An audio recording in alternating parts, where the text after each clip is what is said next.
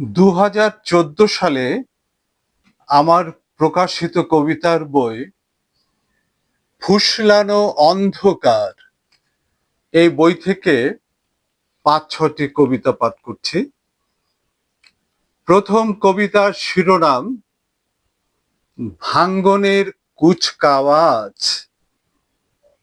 নদীর ভাঙ্গন একা নয়, নদী নিজে ভাঙ্গে, তার সাথে কত কিছু ভেঙ্গে পড়ে। নদী নিঃশব্দে ভাঙ্গনের প্রস্তুতি গ্রহণ করে, ভাঙ্গনের নীরবতা বহুকাল থাকে, অবদমনের কাল। এরপর ভাঙ্গনের থাকে না রাত বা সকাল। যে কোনো ভাঙ্গন একা নয়, ভেতরে ভেতরে বাইরে বাইরে কত কিছু মিলে ভাঙ্গনের কারুকাজ। ভাঙতে হলেও খুলতে হয় নিজেরও ভাঁজ, পড়তে হয় সাজ। এরপর ভাঙ্গনের কুচকাওয়াজ। দ্বিতীয় কবিতার শিরোনাম স্বভাব প্রকৃতি। সবখানে আজ নিস্পৃহতা, হৃৎপিণ্ড লুকিয়ে রেখেছি মস্তিষ্ক। কি ভয়াবহতা, কি ভয়াবহতা! এত নীরবতা, মনও টলে না, পাও চলে না। এতই অনাগ্রহ, আগ্রহ হারিয়ে ফেলেছি। রোদ লাগানোর জন্য খড় উল্টে পাল্টে দিচ্ছি না, রোপণ হচ্ছে না চারা গাছ, মাছের পোনাও শেষ। তারপরও চুপচাপ, বুঝতে পারছি না কোনটা ঊর্ধ্ব কোনটা নিম্ন চাপ। পাঁজর ভেঙে যাচ্ছে, উরুর মাংসে সংক্রমণ, তার মধ্যে মাছিদের অশ্লীল নাচ। চোখে চশমা নাকি অন্ধকার।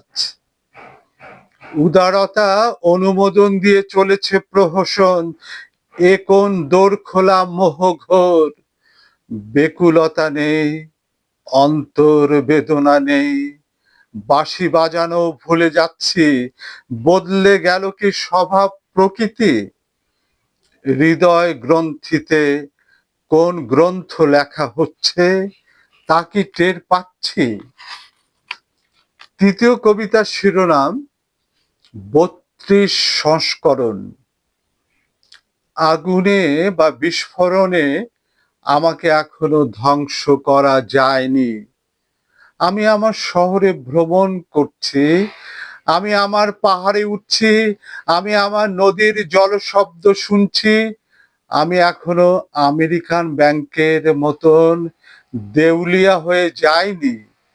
আমি কারো অনুগামী হয়ে লোল পড়ার লোভে অষ্টনিধির জন্য কারো ঝুমকো জবার বাগানে প্রবেশ করিনি।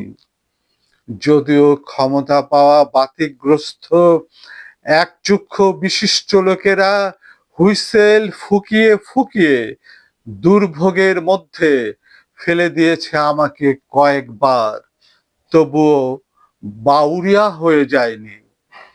সবার সঙ্গে তাল মিলিয়ে তাল গাছ নিতে পারিনি। চোখ উল্টিয়ে মন উল্টিয়ে নিজেকে 32 সংস্করণ করতে পারিনি।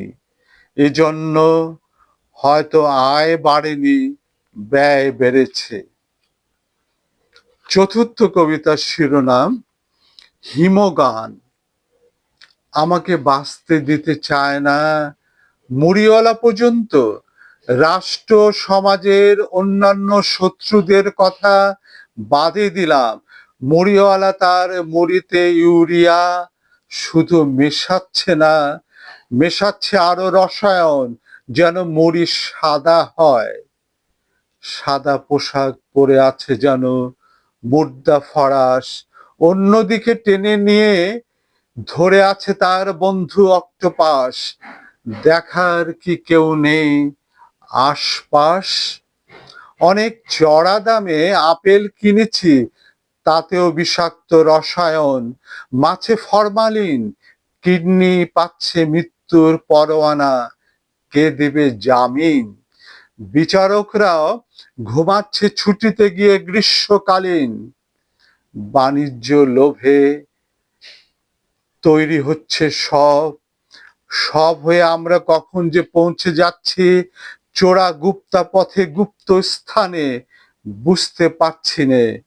সবাইকে আজ মজে যাচ্ছে হিমগানে।